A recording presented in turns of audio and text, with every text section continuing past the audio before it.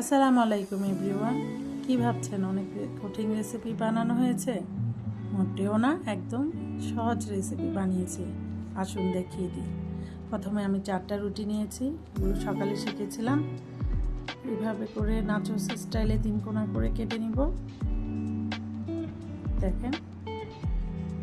তারপর গরম তেলে ছেড়ে দিব, গোল্ডেন ব্রাউন হওয়া পর্যন্ত ভেজে নিব। সবগুলো এইভাবে করে ভেজে নিব।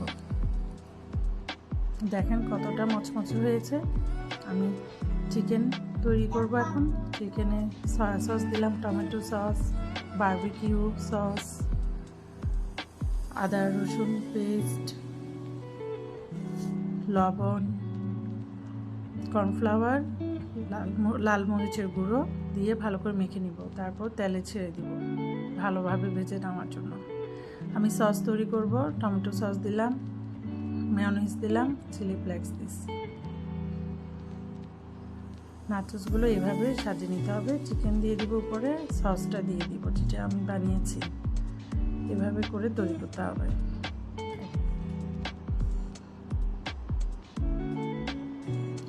দেখুন, এভাবেও খেতে পারেন আপনারা চাইলে।